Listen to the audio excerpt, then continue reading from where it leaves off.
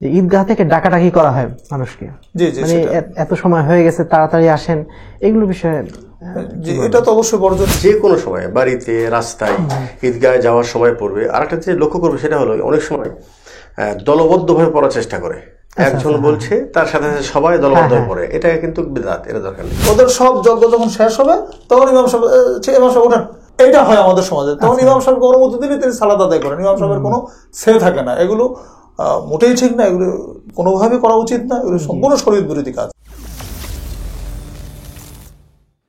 আত্মাহারিক TV, ওহির আলোয় উদ্ভাসিত জীবনের জন্য। ঈদের দিন সকালটা আসলে কিভাবে শুরু করা উচিত, বা এখানে বিশেষ কোনো করণীয় আছে কিনা, রাসূলুল্লাহ সাল্লাল্লাহু আলাইহি ওয়াসাল্লামের পক্ষ থেকে বিশেষ কোনো নির্দেশনা আছে কিনা এই বিষয়ে?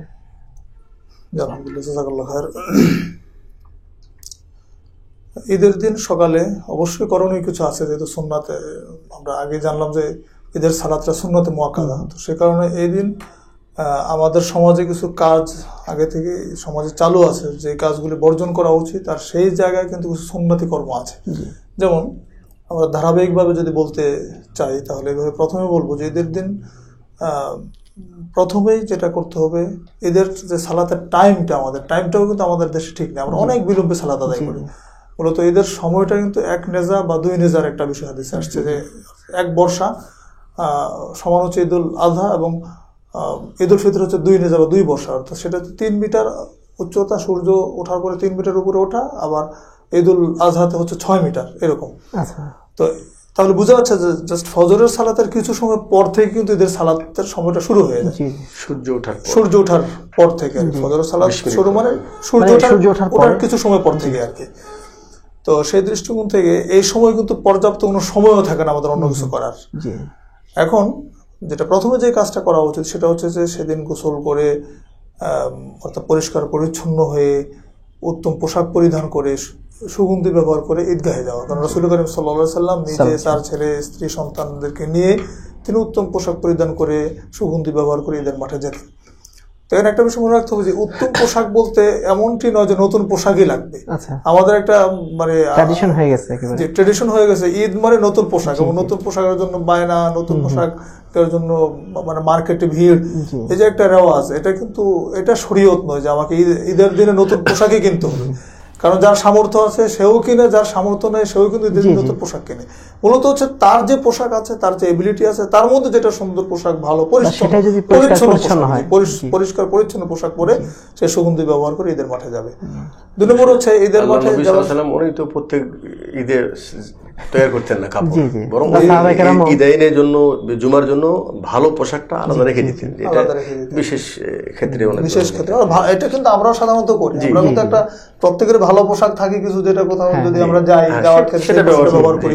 ঠিক ঈদের ক্ষেত্রে ঠিক তাই, আমরা সচরাচর প্রতিদিন যে পোশাকটা পরি সেটা নয়, এর মধ্যে যেটা ভালো, একটু ভালো মানের অথবা পরিষ্কার পরিচ্ছন্ন সেই পোশাকটা পরে ঈদের মাঠে যাব।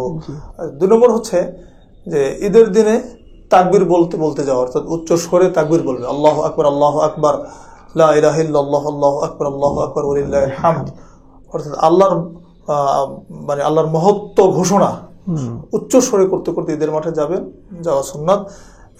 বিশেষ করে এই তাকবীরটা শুরু হবে যখন শাওয়ালের চাঁদ উঠবে, চাঁদ ওঠার পর থেকে তাকবীর শুরু হয়ে যাবে, এবং ঈদের সালাত পর্যন্ত এই তাকবীরটা চলবে। এইভাবে তাকবীর বলতে বলতে ঈদের মাঠে যাওয়া, এটা একটা সুন্নাত। আর 3 নম্বর হচ্ছে যে ঈদের মাঠে যাওয়ার সময় ঈদুল ফিতরে রাসূল করিম সাল্লাল্লাহু আলাইহি ওয়াসাল্লাম খেজুর খেয়ে যেতেন। সহিহ বুখারীতে হাদিস বর্ণিত হয়েছে, আনাস বিন মালিক রাদিয়াল্লাহু আনহু থেকে বর্ণিত, তিনি বলেন, লা ইয়াগদু ইয়াউমাল ফিতরি, কানা রাসূলুল্লাহ, কানা নবী সাল্লাল্লাহু আলাইহি ওয়াসাল্লাম লা ইয়াগদু ইয়াউমাল ফিতরি হাত্তা ইয়াকুলা তামরাত ওয়া ইয়াকুলুহুন্না ভিতরান। রাসূলুল্লাহ সাল্লাল্লাহু আলাইহি ওয়াসাল্লাম ঈদুল ফিতরের দিনে খেজুর না খেয়ে বের হতেন না, কারণ এটা তার নিয়মিত আমল ছিল। আর সেটা তিনি খেতেন ওয়ায়াকুলুহুন্না ভিতরান, তিনি বেজর সংখ্যক খেতেন, 1টা 3টা 5টা 7টা যে সংখ্যা দিয়ে হোক, সেটা হোক বেজর সংখ্যক। তো তিনি বেজর সংখ্যক খেজুর খেয়ে ঈদের সালাতে যেতেন। ঠিক আছে, এটা একটা সুন্নাত, ঈদের সালাতে যাওয়ার আগে আমরা বেজর সংখ্যক খেজুর খেয়ে ঈদের সালাতে যাব।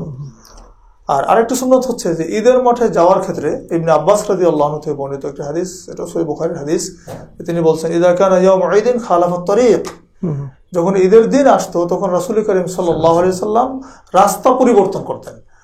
অর্থাৎ তিনি এক রাস্তা দিয়ে যেতেন আর এক রাস্তা দিয়ে আসতেন। এইটা একটা সুন্নাত আমরা আমল করতে পারি যে আমরা যদি আমাদের ওইরকম একাধিক রাস্তা থাকে তাহলে এক রাস্তা আমরা ঈদের মাঠে যাব, আরেক রাস্তায় আসবো, তাহলে সকল রাস্তায় কিন্তু তাকবীর উচ্চারিত হবে, আল্লাহর মহত্ব বড়ত্ব ঘোষিত হচ্ছে সব রাস্তাতে। এই সুন্নাতগুলি ঈদের সালাতে যাওয়ার আগে ঈদের দিন আমাদের বিশেষ করে মেনলি করণীয় হাদিস ভিত্তিক যেগুলো, আর বাইরে কিছু বর্জনীয় বিষয় উল্লেখ করতেই হচ্ছে। যেমন আমাদের সমাজে যেটা ঈদের দিন সকালে আমরা দুনিয়ার কাজ নিয়ে ব্যস্ত হয়ে যাই, যেমন এই দিন বিশেষ করে গ্রামে গঞ্জে এটা কিন্তু এই আওয়াজটা চালু আছে বেশি, যে যেহেতু টাইমটা বেশি পাওয়া যায়, সালাতের টাইমটা অনেক পরে, সেই কারণে তারা সকালবেলা কি করে নিজেরা পরিষ্কার পরিচ্ছন্নতা আছে, ঘর দরজা পরিষ্কার পরিচ্ছন্ন করা, গরু বাছুর যেগুলো আছে ওইগুলো গা গোসল দেওয়া, ওইগুলোকে পরিষ্কার পরিচ্ছন্ন করা, অর্থাৎ দুনিয়ার যত কর্ম নিয়ে তারা ব্যস্ত হয়ে যান। তো ঈদের দিন সকালে কিন্তু এই পরিষ্কার পরিচ্ছন্নতার কাজের কোনো বিষয় নেই, প্রয়োজনের আগের দিন করে নেবে, ঈদের দিন নয়। তো এইগুলো অতিরঞ্জিত কাজ। এছাড়া আরো শরীয়ত বিরোধী অনেক কাজ মানুষ করে, পটকা ফুটানো ইত্যাদি যেগুলো আমাদের সন্তানরা করে, এগুলো মানে শরীয়তের সাথে যার কোনো সম্পর্ক নেই, বরং এগুলো জাহিলিয়াত। এগুলো থেকে বিরত থেকে এই সুন্নতি আমলগুলি আমাদের ঈদের দিন সকালে করে ঈদের মাঠে যেতে হবে। পায়ে হাঁটার বিষয়ে বিশেষ কোনো নির্দেশনা আছে কিনা, মানে পায়ে হেঁটে যাওয়া উচিত? মানে হাদিসে পায়ে হেঁটে যাওয়াটা উত্তম, যে পায়ে হেঁটে যাবে, এক রাস্তা যাবে আর এক রাস্তা আসবে। হ্যাঁ, কিন্তু যদি এমন হয় যে দূরত্ব এত বেশি যে পায়ে হেঁটে যাওয়ার কোনো উপায় নেই, তখন তো আমাদের যানবাহন লাগবে। কিন্তু হাদিসে মাসিয়ান শব্দ আসছে, মানে পায়ে হেঁটে যাবে। আমাদের যাদের ঈদগাহ খুব কাছাকাছি, পায়ে হেঁটে যাবে।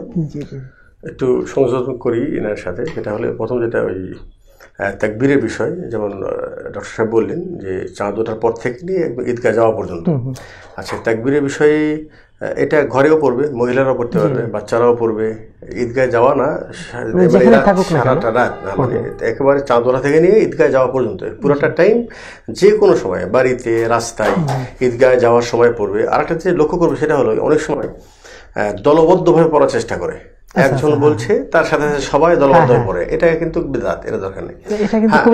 জি প্রচলিত। আর একটা সেটা হলো যে হ্যাঁ, এমন হতে পারে যে ঈদগাহে হয়তো বা মাইকে এটাকে উচ্চ স্বরে বলা হচ্ছে, যেন মানুষকে স্মরণ করে দিচ্ছে যে তাকবীর বলো। যেমন আব্দুল্লাহ বিন ওমর এবং আবু হুরায়রা রাদিয়াল্লাহু আনহু, ওনারা আব্দুল্লাহ বিন ওমর এনারা তো বাজারে বের হতেন বা রাস্তায় হাঁটতেন, জোরে জোরে তাকবীর বলতেন, ওয়ান নাস ইউকাব্বির বিতাকবীরহিমা, তাদের তাকবীর শুনে মানুষরা তাকবীর পড়া শুরু করে দিত। তো ওই হিসাবে যদি উচ্চ স্বরে পড়ে সমস্যা নেই। তাছাড়া তো এমনি, আর এটা একটা শেয়ার যেটা বললাম, মানে নিদর্শন। আরেকটা হলোই যে তাকবীরের যেটা শব্দ, আল্লাহু আকবার, আল্লাহু আকবার, লা ইলাহা ইল্লাল্লাহ, আল্লাহু আকবার, আল্লাহু আকবার, ওয়া লিল্লাহিল হামদ। এটা একটা। আরেকটা হলো ভিতর, আল্লাহু আকবার, আল্লাহু আকবার, আল্লাহু আকবার, তিনবার, লা ইলাহা ইল্লাল্লাহ, আল্লাহু আকবার, আল্লাহু আকবার, আল্লাহু আকবার, ওয়া লিল্লাহিল হামদ। আরেকটা আছে, প্রথমটা ভিতর, দ্বিতীয়টা জোর, আল্লাহু আকবার, আল্লাহু আকবার, আল্লাহু আকবার, লা ইলাহা ইল্লাল্লাহ, আল্লাহু আকবার, আল্লাহু আকবার, ওয়া লিল্লাহিল হামদ। মানে দুইবার করে, দুটাই আল্লাহু আকবার, 2 নম্বর হলো তিনবার করে, আর চতুর্থ হলো প্রথমটা 3 বার, পরেরটা 2 বার। 3টা নিয়ম হাদিস থেকে পাওয়া যায়।